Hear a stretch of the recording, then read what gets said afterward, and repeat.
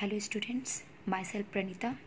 So today I am going to deal with another new topic of basis of classification, that is symmetry. Symmetry means geometrical positioning of different structure. Now this definition will be more clear to you from the given examples.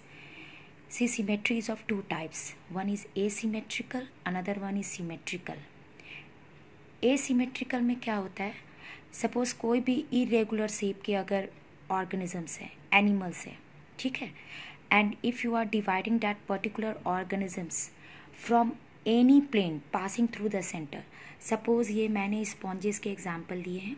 It is coming under phylum Porifera. तो यहाँ पर अगर आप मैंने one plane से cut किए, you can see here another plane, इस plane से मैंने कट किए, but the condition is that plane should pass through the centre. तो ये सेंटर से यहाँ से पास कर रहे हैं, लेकिन when you are doing you are cutting it and passing it through the centre, तो आप देखते हो कि you will never get two equal halves. आपको कभी भी टू इक्वल हाफ्स नहीं मिलेंगे. Suppose if I am cutting from this plane, ठीक है, एंड आप देख रहे हो कि यहाँ पर इसका ज़्यादा एक्सटेंशंस है, इधर दोनों साइड में एक्सटेंशंस है, इधर कम है, मीन्स बॉडी इक्वली डिवाइड नहीं हो रहे. तो what do you mean by asymmetrical? means any plane that passes through the center does not divide them into two equal halves is called asymmetrical. तो इसमें स्पॉन्जेस आ जाएंगे, पोरिफेरेंस आ जाएंगे.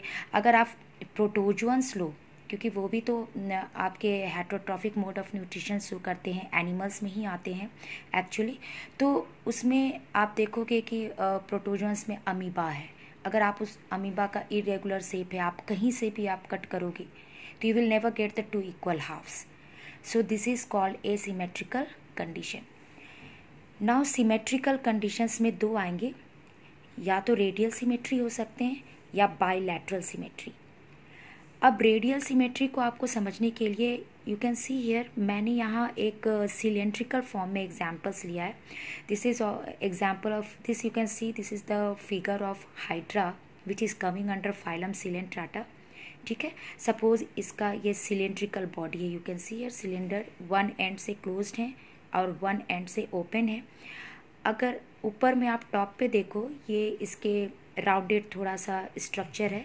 अगर आप इसको कट कर रहे हो, ऐसे कट कर रहे हो या फिर ऐसे कट कर रहे हो, ठीक है, any plane you are cutting the organism by any plane passing through the centre, and always you are getting the two equal halves, that is coming under radial symmetry. See, I have taken the example from NCERT. ये hydra है. अगर आप इसको top से bottom में cut कर रहे हो, फ्रॉम टॉप टू बॉटम, देखो ये टॉप पोजीशन है, इसके बॉटम पोजीशन है, आप इसको कट कर रहे हो, तो you will get the two equal halves. You can see this one and this one. Again if you are coming in cutting it in this way, ठीक है, again from top to bottom, again you are getting two equal halves. I think it is clear now कि आप अगर organism को from top to bottom cut कर रहे हो, अगर किसी का भी सिलिंड्रिकल शेप है, तो you will always get the two equal halves. तो इस टाइप के सिमेट्री को हम लोग बोलते हैं रेडियल सिमेट्री. ठीक है, and the condition is it should pass through the central axis. इसके एग्जाम्पल्स आपके हो जाएंगे सिलेंट्रेट्स, जिसमें अभी मैंने एग्जाम्पल बताए, हाइड्रा, टीनोफोर्स जिसमें कॉम जेलीस आते हैं. ये फाइलम में मैंने बताए थे कि कुछ एनिमल्स हैं जो बायोलुमिनेसेंस शो करते हैं. दे इमिट लाइट्स, काफ़ी सुंदर लगते हैं, रात में चमकते हैं. एंड ऑल्सो एकाइनोडर्म्स जिसमें स्टारफिश आते हैं.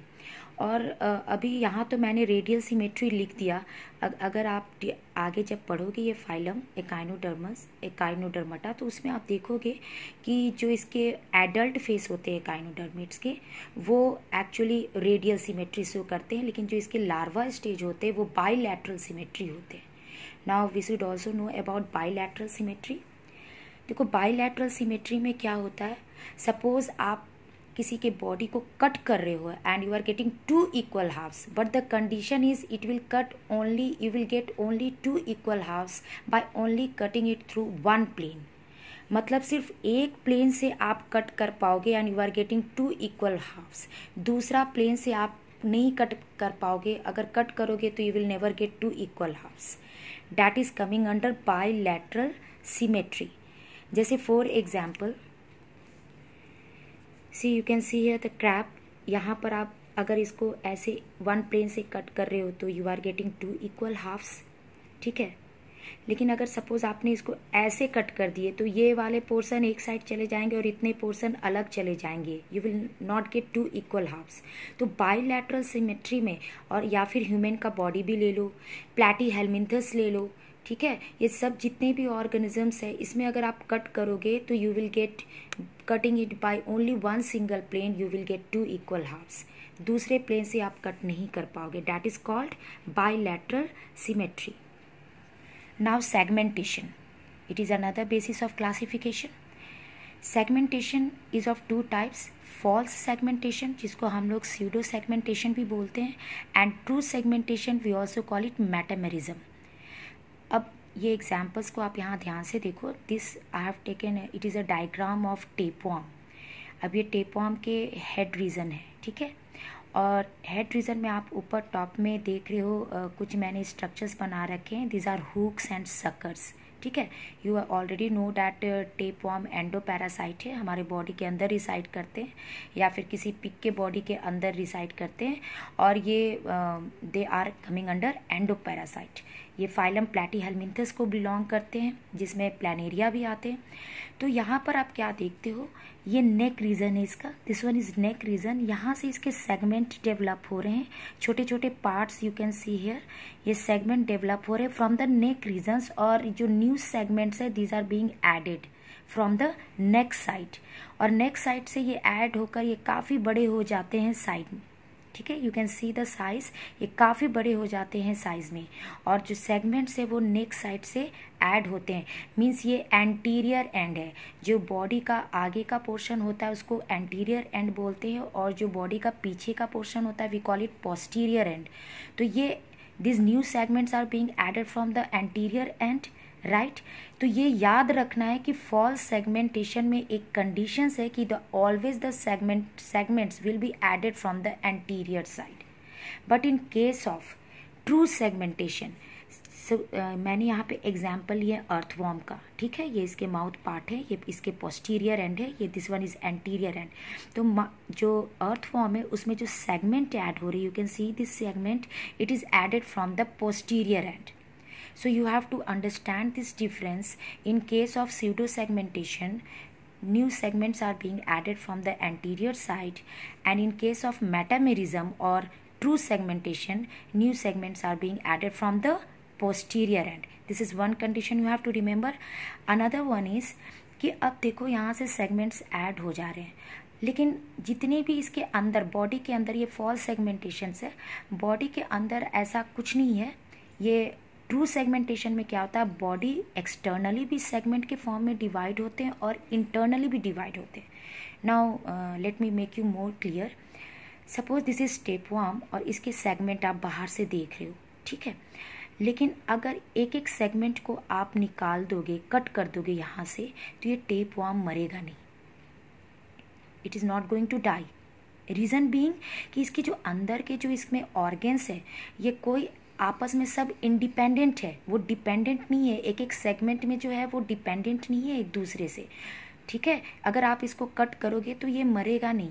पर इन केस ऑफ अर्थवॉर्म, यहाँ पर सपोज इसके इंटरनली इसके डाइजेस्टिव सिस्टम है और उसमें भी हल्का इंटरनली वो डिवाइडेड है, लेकिन अगर आप कोई भी पार्ट यहाँ से सेगमेंट को कट कर देते हो तो क्योंकि अंदर का जो ऑर्गेन्स है वो फिजियोलॉजिकली अटैच्ड है, तो एक पार्ट भी अगर आप कट कर कर निकाल देते हो तो इसके ब्लड बाहर आ जाएंगे, इसके डाइजेस्टिव सिस्टम के पार्ट निकल जाएंगे, तो ये मर जाएगा, ठीक है।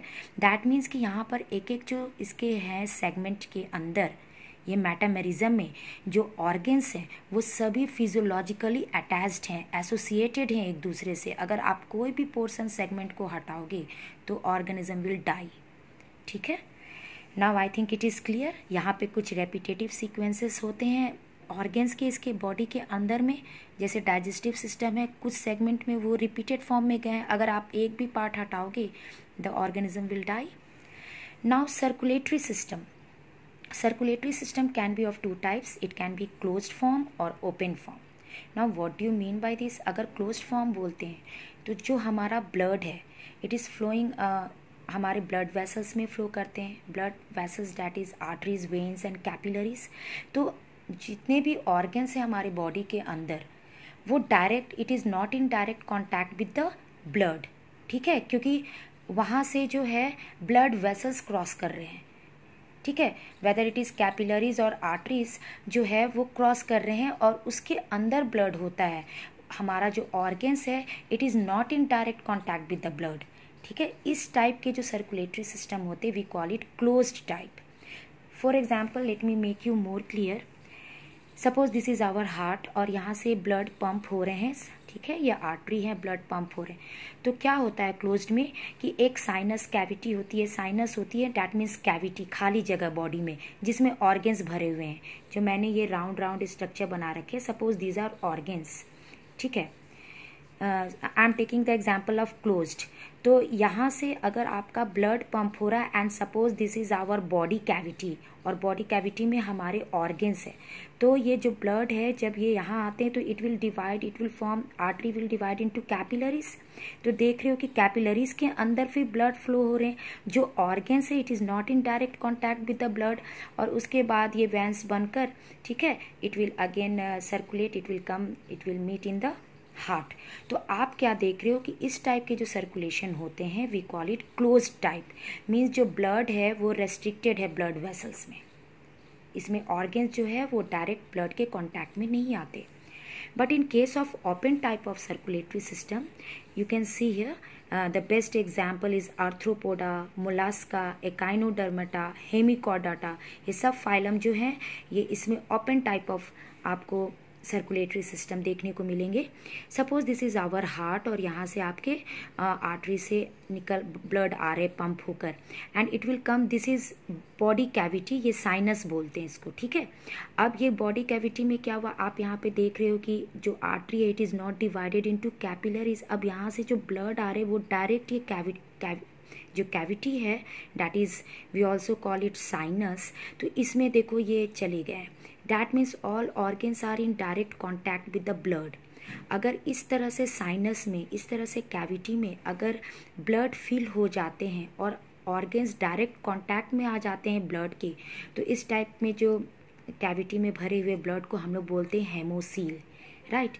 और उसके बाद फिर यहाँ से कलेक्ट होकर ये हार्ट में आ जाते हैं। लेकिन आपने क्या देखा कि जो ऑर्गन्स है वो डायरेक्टली बैथ करते, मीन्स डायरेक्टली डूबे हुए होते हैं ब्लड में, but it is not in case of closed circulatory system. यहाँ ऑर्गन्स जो है वो ब्लड के डायरेक्ट कॉन्टैक्ट में नहीं आते, क्योंकि जो ब्लड है वो आर्टरीज और कैपिलरीज और वेन्स में फ्लो करते हैं, राइट। अपना प्रॉपर उनका एक ट्यूब है। Now notochord, mesodermally derived rod-like structure formed on the dorsal side during embryonic development। जब हमारा एम्ब्रियोनिक डेवलपमेंट हो रहा होता है तो मीजोडर्मल ओरिजिन के एक रॉड लाइक स्ट्रक्चर निकलते हैं। मैंने ऑलरेडी आपको एक्टोडर्म, मीजोडर्म और एंडोडर्म जो 3 जर्म लेयर्स के बारे में एक्सप्लेन ऑलरेडी मैं कर चुकी हूँ अपने प्रीवियस वीडियो में। तो जो ये मीजोडर्मली डिराइव्ड होते हैं, मीजोडर्मल लेयर से डिराइव्ड होते हैं रॉड लाइक स्ट्रक्चर हमारे एम्ब्रियोनिक स्टेज में, और ये स्ट्रक्चर को हम लोग बोलते हैं नोटोकॉड, ठीक है। तो अगर जिस ऑर्गेनिजम्स में, जिस एनिमल्स में एम्ब्रियोनिक स्टेज में अगर नोटोकॉड आ जाते हैं तो we are calling it chordates, क्योंकि हमारे बॉडी में एम्ब्रियोनिक स्टेज में एक बार नोटोकॉड बनते हैं and later on it is replaced by the vertebral column, right. Now अगर जिस एनिमल्स में अगर आपका नोटोकॉड नहीं बनता एम्ब्रियोनिक स्टेज में, such animals are called non chordates. जैसे इसमें पोरिफेरा आ जाएंगे, एकाइनो डर्म्स तक है, डर्मेटा तक जितने भी हैं, किसी में भी आप देखोगे कि नोटोकॉड नहीं बनते। पर जो कॉडेट्स होते हैं, फाइलम कॉडेट्स इसका नाम ही है क्योंकि नोटोकॉड इसके एम्ब्रियोनिक डेवलपमेंटल स्टेज में प्रेजेंट होते हैं, ठीक है। Thank you, children.